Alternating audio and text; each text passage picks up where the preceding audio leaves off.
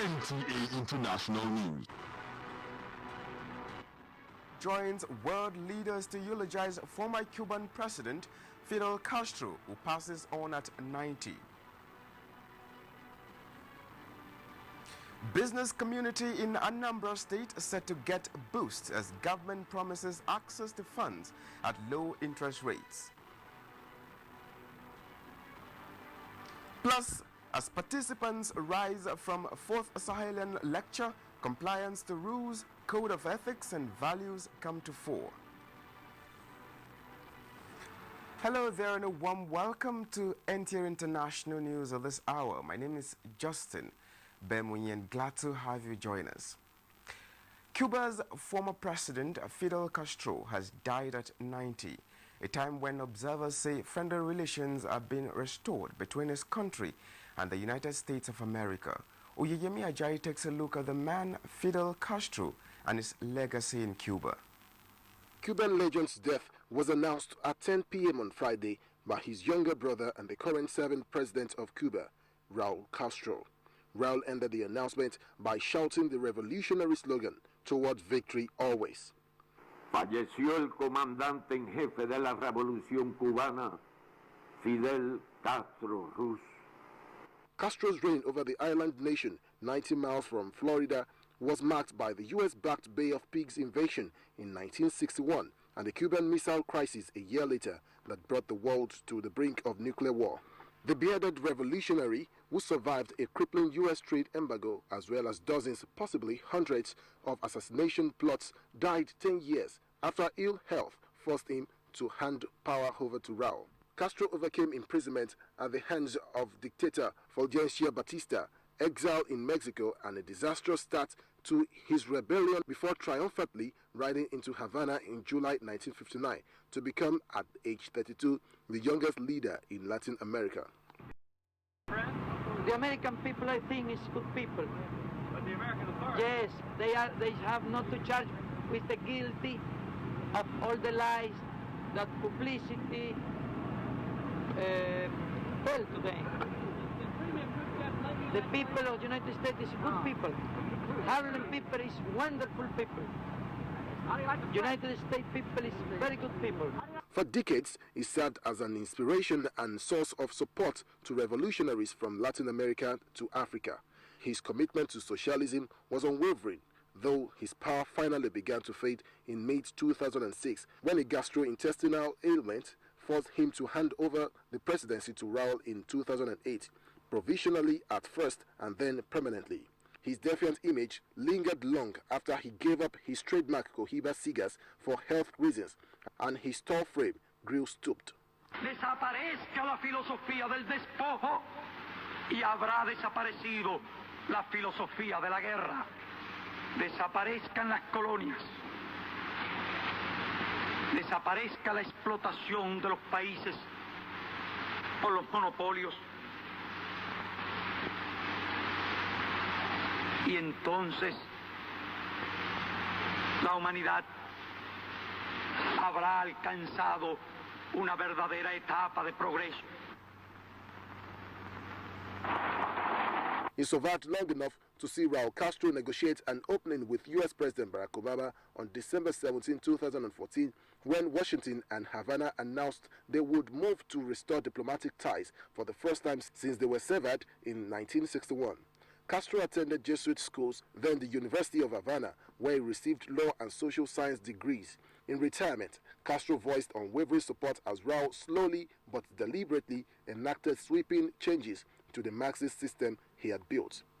Fidel Castro was born August 13, 1926 in eastern Cuba's sugar country, where his Spanish immigrant father worked first recruiting labor for U.S. sugar companies and later built up a prosperous plantation of his own.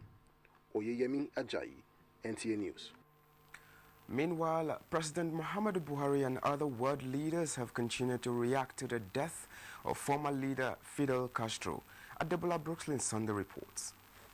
President Muhammadu Buhari, in a statement signed by presidential spokesman Femi Adesina, offered his deepest condolences to Cuban President Raul Castro and the people of Cuba on the passing away of their legendary leader, who passionately served his people. The Nigerian leader says his prayer and thoughts are with Castro's family, friends, and many admirers as they go through this period of national mourning and exit of a truly admired, selfless global leader. And President-elect of the United States of America, Donald Trump, on Twitter says, free and independent Cuba Fidel Castro and his allies Buttes become an influential member of the international community and an inspiring example for other nations. Russian President Vladimir Putin said in a telegram, Fidel Castro was a sincere and reliable friend of Russia. Mexican President Enrique Pena Nieto says on Twitter that Fidel Castro was a friend of Mexico, promoting bilateral relations based on respect, dialogue, and solidarity. And Pope Francis, in his words, says Fidel Castro was a larger-than-life leader who served his people for almost half a century. Adebola, Brooklyn Sunday, NTA News. And the former Permanent Secretary, Ministry of Foreign Affairs, Ambassador Joe Keshi, earlier spoke to sister station NTA News 24 about the death of the revolutionary Castro, which observers say triggered joy and grief from critics and supporters. He was so many things to so many people. So if you're on the right of Fidel Castro, you're probably among those who today are rejoicing that the man is dead.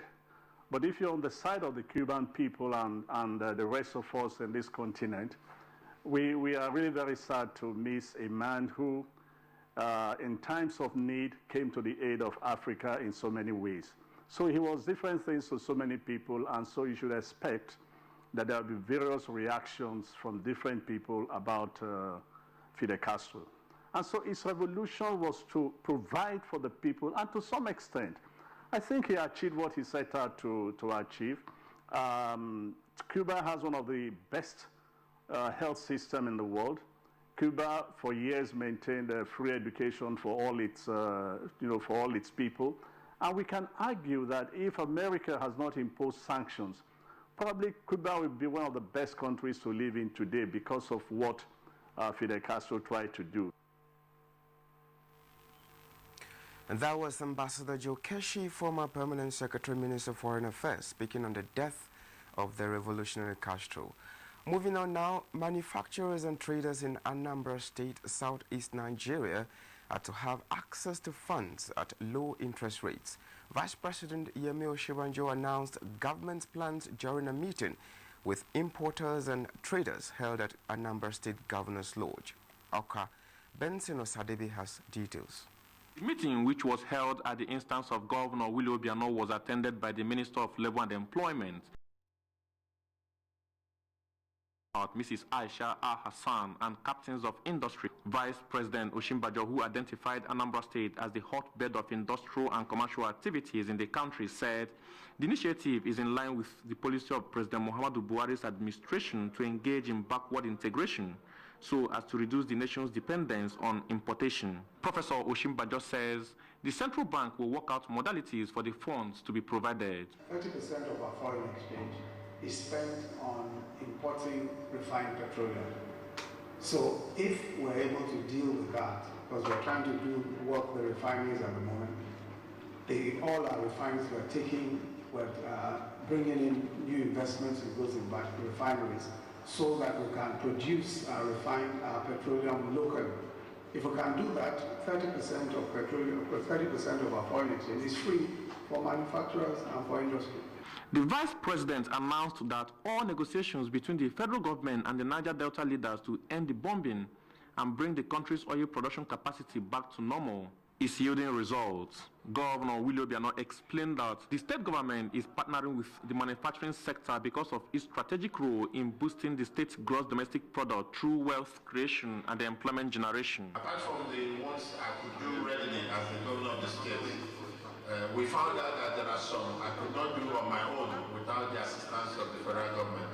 So we articulated the points that you made, and I took it to Abuja and met with the Vice President, who immediately promised to visit, to see for himself, and that's exactly what is done today. Industrialists at the meeting raised concern over difficulty in movement of cash and activation of the Onitsha inland port.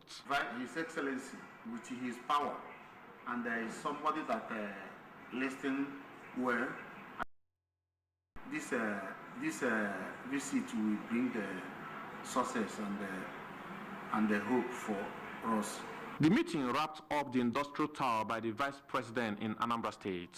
From the Governor's Lodge, Amobia, Benson Osadebe, NTA News. As Nigeria and the United Arab Emirates seek to build closer relationship and economic ties, Vice President Yemi Osinbajo has left Abuja for Abu Dhabi on the invitation of the Crown Prince of Abu Dhabi, who is also the Deputy Commander-in-Chief of the United Arab Emirates Armed Forces, His Highness Sheikh Mohammed bin Zayed Al Nahyan. He is representing President Muhammadu Buhari as a special guest at the 8th race of the Grand Prize of Union Airways for Formula One, organized by Abu Dhabi, holding this weekend. Considered as the biggest international sporting event in the Middle East, the race attracts global attention and the presence of several heads of states and governments from across the world. President Muhammadu Buhari held bilateral discussions with the Crown Prince during his visit to United Arab Emirates earlier this year, securing a number of agreements and offers of assistance from the Emirate, including helping in the northeast with the re-establishment of livelihood of IDPs. While in Abu Dhabi, Vice President Osinbajo will hold follow-up bilateral discussions on this offer and other issues of mutual economic and diplomatic concerns. A statement by the Special Assistant to the Vice President on Media and Publicity, Laolu Akande, says Professor Osinbajo is accompanied by his wife, Dolapo, and the Minister of State for Foreign Affairs, Mrs. Khadija Bukar Abba Ibrahim. He left Abuja earlier today and is expected back tomorrow. To achieve optimal performance in any situation, there must be proper compliance to rules, codes of ethics and values. This was the submission of participants at the 4th Sahelian lecture, as they believe no nation can develop without adherence to the principles of rule of law. Aisha Ubali reports. The administration is determined and focused to see that Nigerians have a reorientation on how they do things, from the policymakers down to the governed. This is the reason for the new slogan, "Change begins with me." Here at this lecture, these participants believe there's nothing impossible, including creating the new Nigeria Nigerians dream to have. The lecture is in line with government policy of anti-corruption, discipline and patriotism. I shouldn't be thinking of bringing my brother's company who have no capacity to do the job. I shouldn't be thinking of a contractor who will give me the highest return to do the job. Emphasis was made on the need to convert leadership outcomes to tangible development and ensure quality service delivery, as well as the need for monitoring and evaluation using the key performance indicators. Some of the participants sought to find out why the system has ceased to promote honesty, with recommendations for rewarding performance, as well as checking moral and ethical corruption, which is about 90% of all corrupt practices. With key performance indicators, what are you doing with files in the ministries? Tell me, what are you doing with files in 2016? They have no place in any ministry. By now, we should have all gone e-format, everybody. Because when you are E, there's a footprint. You can follow the process of, you can follow and map out the line of action and what happened at everything. With files, they get missing. If you have to obey the law, and then if you obey the law, everything are going to get it right. And not only that, if you do things that are not in the best interest of the nation, the question is, are you sanctioned for it? If you don't have law and you don't have accountability, then the citizens of that nation will not do good for the nation. The Sahelian Center for Leadership and Development is a non-partisan and a non-political resource center providing up-to-date insight about events and its implications for Nigeria. In Abuja, Aisha Uba Ali, NTA News. If you're just joining us, you're watching the news on NTA International. There will be more news after the break, so please don't go away.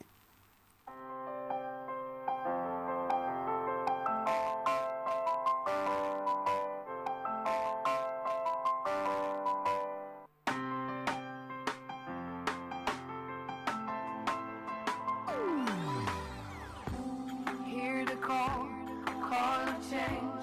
Stand up, Nigeria. Change is here and it's going to stay. Change begins with you. Oh yeah, make we go. Go to so let the change begin from within. Look at you, Ogeruola. Change begins with you and me. Change begins with me.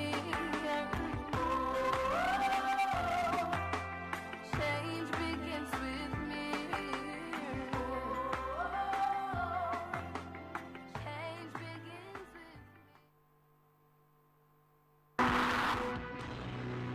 NTA International News. Africa as it is. Thank you for being there. Ondo State, Southwest Nigeria holds a governorship election in 18 local government areas of the state. 28 political parties field elections which began early this Saturday. The turnout of the electorate at the 3,010 polling stations were adjudged as encouraging, with the entire process so far peaceful. There's no problem at all. Okay. And I am happy that I'm here today. I intend to another side now and check my name if it's there. What do you say? So I'm 100% fully prepared for it. Meanwhile, guests on NTA's studio discussion, Ondo Decides, say they are optimistic that the election will be credible based on INEC's preparation, the turnout of the electorate, and the security apparatus on ground. Use and carry them must authenticate the card first of all, but if for any reason you cannot authenticate your fingerprints, then the incident form will be filled and you'll be allowed to proceed. Nobody who is registered, duly registered, will be disenfranchised in any way. No room for miscreants display. Everybody there is made to behave him or herself in compliance with the law of the land. Any attempt to defy any protocol will be visited with seriousness. Undesirable elements sometimes want to play pranks, and what is desirable now is that everybody, all the stakeholders, to remain vigilant until the election is concluded. And Uche Wizo is standing by with highlights of major events in the week on our Weekend Review segment.